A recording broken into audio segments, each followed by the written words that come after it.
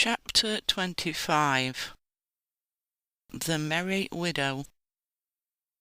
When Widow Ardlock saw her 3 sons safe, she was grateful indeed to Robin.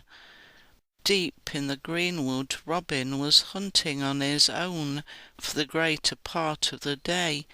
Suddenly, without any sound, the Bishop of Hereford came upon him. "Stand still, Robin Hood," the bishop commanded in a loud voice, dismounting swiftly from his horse. "I have a debt to pay you." The bishop could never forget how Robin Hood had cheated him out of the loan he had sought from the Sheriff of Nottingham. He hoped that now would be his chance to make matters even. "Good day, good bishop," laughed Robin, turning to face the portly gentleman. "I'm always ready to accept a debt, more especially one that will carry with it your blessing." "This is no laughing matter," said the bishop. "You once robbed me of a sum of money loaned to me by the Sheriff of Nottingham, but now I vow I'll rob you of your laugh."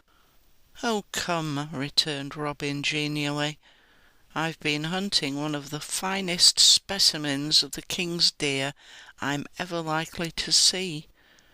Join me, good bishop, and perhaps your influence will cause the deer to repent of his fast-moving ways and allow me to catch him."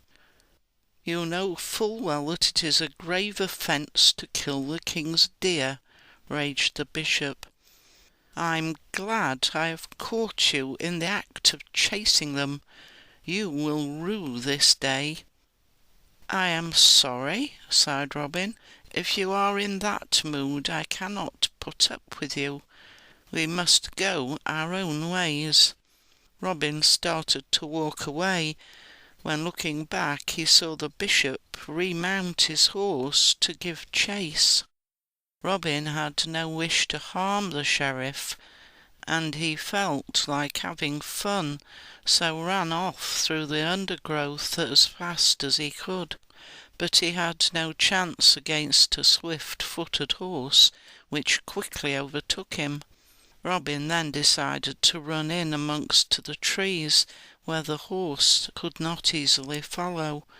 As he broke through the undergrowth, he saw a cottage standing amongst the trees. It was Widow Ardlock's home. Robin knew that he would get a welcome there, so he opened the cottage door. "Good dame," he cried to Widow Ardlock, "I must hide at once, for the Bishop of Hereford is hot on my trail." It was not long before the bishop saw the cottage standing in the greenwood. He steered his horse towards it and knocked loudly on the door. "Come in," called a voice. "Ah," began the bishop, eyeing the old widow who was working peacefully at her loom. "Have you seen anything of an outlaw dressed in Lincoln green, old dame?" "No, good bishop," she answered, "but look around yourself. He may be hiding." The bishop started a search of the cottage. Suddenly he heard a movement in one of the cupboards. He flung open the door, and there, huddled in a corner, was Robin Hood. "Out with you!" cried the bishop excitedly. The trapped man walked out of the cupboard, offering no resistance. He was led away by the bishop, leaving the old widow working once more at her loom. Back in the forest, Little John and Will Scarlet were walking together towards the outlaw's camp, when they heard a rustle behind them. Coming towards them was a strange figure in black.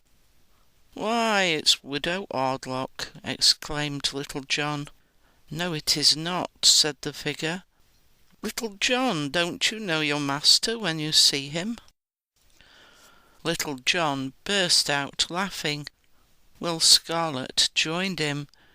to see their master dressed in those odd garments, and indeed a funny sight.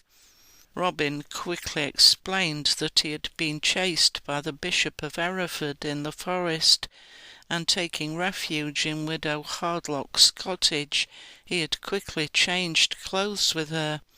The widow had hidden in a cupboard, so that when the bishop searched, he thought he had found the outlaw. If he had known that it was Robin Hood sitting at the loom, he would not have been so courteous, laughed Robin. 3 blasts on his horn brought Robin's men around him.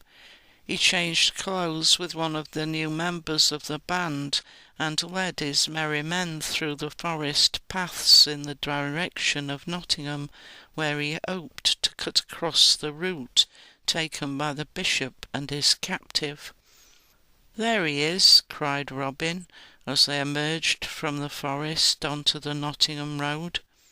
They soon caught up with the bishop and brought him to a halt. "What is this?" began the outraged bishop, as he looked at Robin, and then at the old lady dressed in Lincoln green.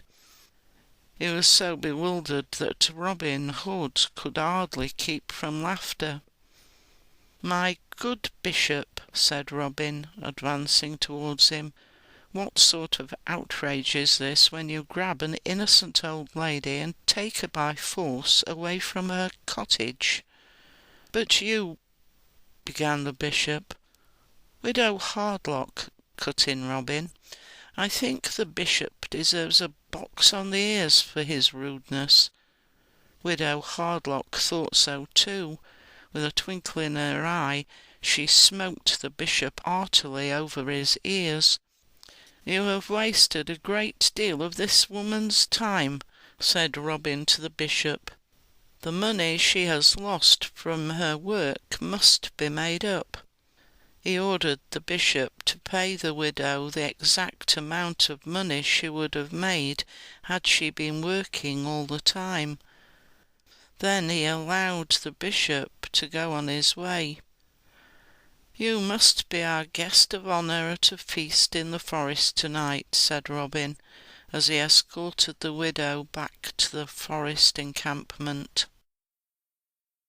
End of chapter 25.